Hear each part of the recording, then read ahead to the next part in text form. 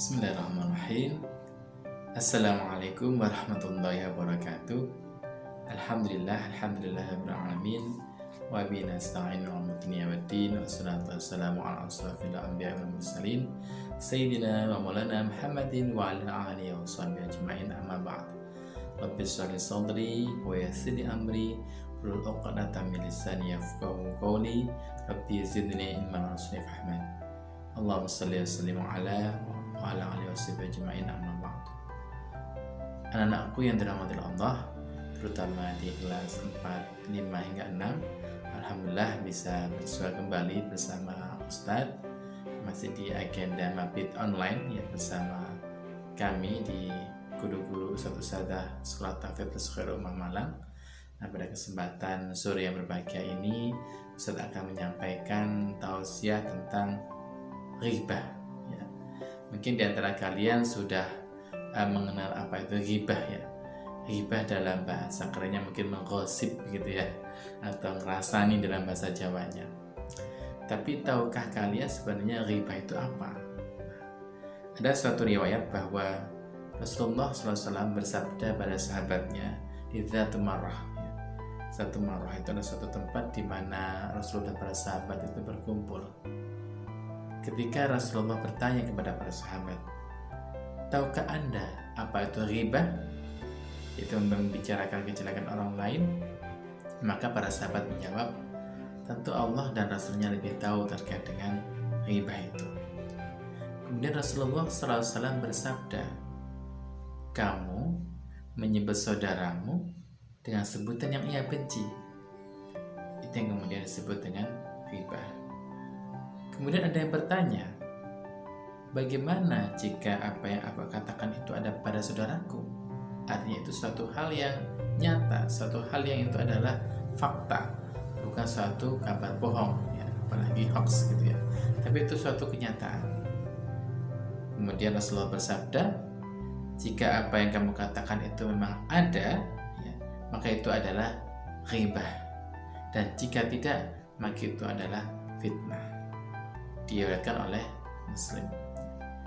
Anak-anakku yang dimuliakan oleh Allah, artinya ketika kita membicarakan sesuatu terkait dengan orang lain ya, tentu kita harus paham ya, bagaimana agar orang tadi itu tidak merasa sakit hati, tidak merasa benci ketika kita membicarakannya ya. Karena ketika kita membicarakan kejelekan atau sesuatu yang mereka benci misalkan, baik itu dari sisi fisik mereka, kebiasaan mereka ya, bahkan termasuk mungkin kekurangan yang mereka miliki, maka tentu itu ada suatu hal yang disebut dengan ghibah. Baik itu ada pada diri mereka, misalkan ada anak yang dia itu gemuk ya, ada anak yang itu pendek, ada anak yang itu kurus ya, atau juga dari sisi materi, oh dia itu miskin ya, dia itu mungkin tidak punya apa-apa ya, dan sebagainya, bajunya itu sobek dan sebagainya misalkan ya, maka itu terkategori ghibah. Sehingga tentu kita sebagai seorang muslim harus berhati-hati ketika kita membicarakan sesuatu atau menyampaikan sesuatu kepada orang lain. Maka sesungguhnya ya, kita sebagai seorang muslim itu kan harusnya apa, anak-anak, menjadi cermin ya. Muslimun mir'atul muslim ya. Sesama muslim itu akan saling berkaca pada saudaranya yang lain. Ketika ada saudaranya yang itu memiliki kekurangan ya, maka kita ambil sebagai suatu kelebihan bagi kita. Kita ambil sebagai suatu hikmah yang bisa kita perbaiki. Misalkan saudara kita itu suka mencontek ya, maka kita ambil hikmahnya, bagi itu ada suatu hal yang tidak baik ya. Bukan kemudian kita menyampaikan ke orang lain, dia suka mencontek, dia suka mencuri, dia suka mengambil barang tanpa izin atau ghosab dan sebagainya ya, tidak begitu ya. Tapi mari kita sama-sama menyembunyikan aib saudara kita, baik itu teman kita, termasuk juga keluarga kita, adik kakak kita, bahkan orang tua kita. Kadang ada yang kemudian keceplosan ya, kalau dulu misalkan kita masih sering belajar di sekolah ya, itu kan ada yang kemudian menyampaikan, oh orang tua saya begini, orang tua saya begitu. Nah itu jangan. apalagi dengan adik kakaknya. Oh, adik saya masih suka ini, oh kakak saya suka begitu ya. Itu suatu hal yang kemudian tidak diperbolehkan dalam Islam, karena itu ada satu aktivitas ghibah atau membicarakan kejelekan orang lain. Bahkan yang sangat berbahaya, sebagaimana hadis riwayat Imam Muslim tadi, ketika itu tidak ada pada diri saudara kita, maka itu adalah fitnah. Dan ingat, fitnah itu adalah lebih kejam daripada pembunuhan. Jangan sampai kemudian kita menghibah, ya, baik itu ada pada diri saudara kita, termasuk juga tidak ada pada diri saudara kita.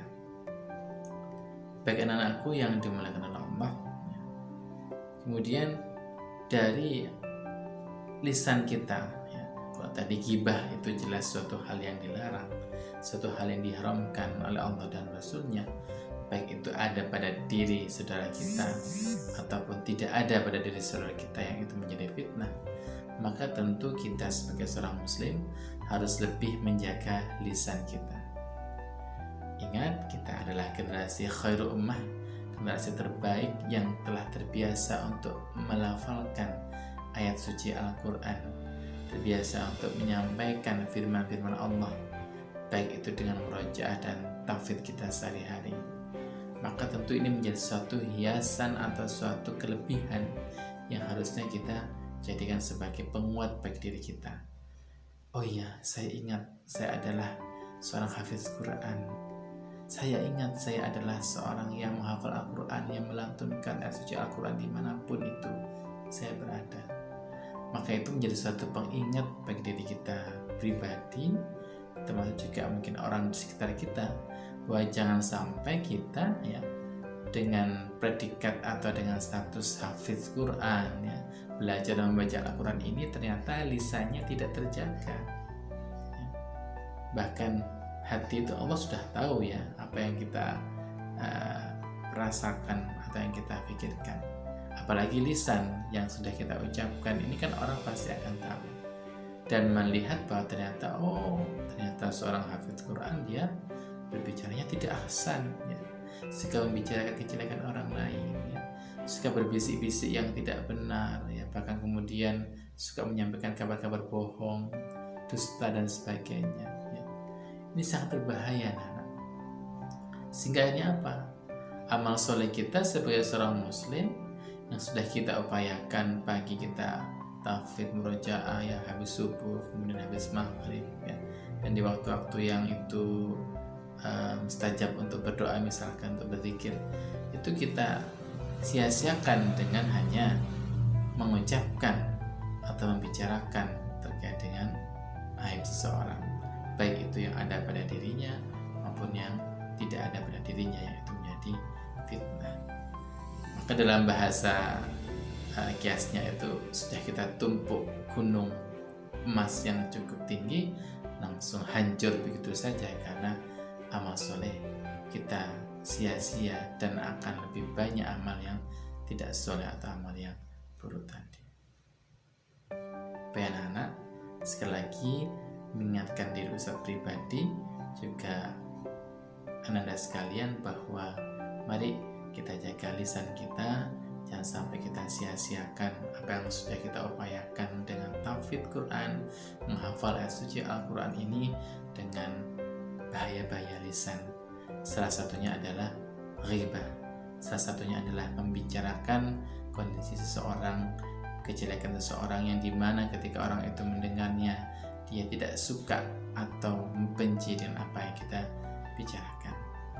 Mari kita saling mengingatkan satu sama lain tanpa kemudian mengungkap aib atau kejelekan dari saudara kita.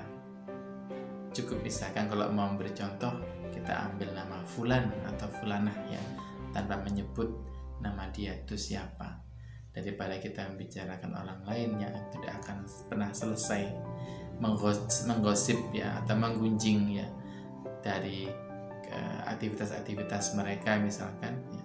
Maka lebih baik kita perbanyak hafalan kita, perbanyak kita murojaah atau tahfidzul Quran, termasuk membaca, ya, thaqafah Islamiyah, termasuk juga belajar, ya, di masa-masa pandemi ini mari kita optimalkan.